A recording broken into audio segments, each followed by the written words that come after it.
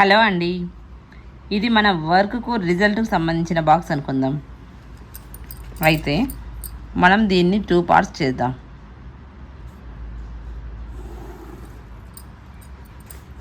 ఇది వచ్చేసి ఈ వర్క్,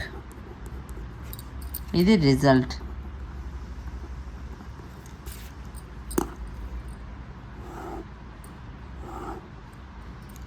ఇప్పుడు మనం కన్సిస్టెన్సీ గురించి నేర్చుకుందాం. స్టార్టింగ్లో ఇది 0 to 5 years అనుకుందాం. ఇది 5 to 10 years, ఇది 10 to 15 years. స్టార్టింగ్లో మనం వర్క్ వచ్చేసి ఇంత చేయాలండి.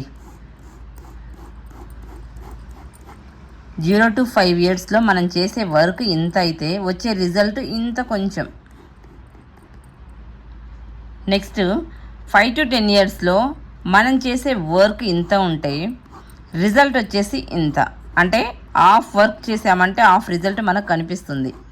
స్టార్టింగ్లో వచ్చేసి రిజల్ట్ అనేది చాలా తక్కువగా కనిపిస్తుంది, కానీ మిడిల్లోకి వచ్చేసరికి హాఫ్ వర్క్ చేసామంటే హాఫ్ రిజల్ట్ కనిపిస్తూనే ఉంటుంది.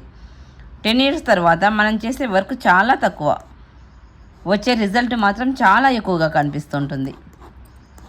సో దీన్ని బట్టి అర్థమవుతుంది కదండి, మనం ఏదైనా ఒక పనిని కన్సిస్టెన్సీగా చేయడం వల్ల స్టార్టింగ్లో మనకు వర్క్ ఎక్కువ చేస్తున్నట్టే అనిపిస్తుంది, రిజల్ట్ మాత్రం చాలా తక్కువగా కనిపిస్తుంది.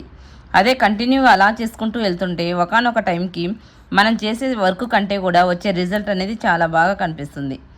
ఇది స్టడీలో అయినా సరే, దేంట్లో అయినా, అంటే చేసే బిజినెస్లో దేంట్లో అయినా సరే అండి, మనకు అనేది కన్సిస్టెన్సీగా చేస్తూ ఉంటే రిజల్ట్ అనేది ఆటోమేటిక్గా ఇంప్రూవ్ అవుతుంది.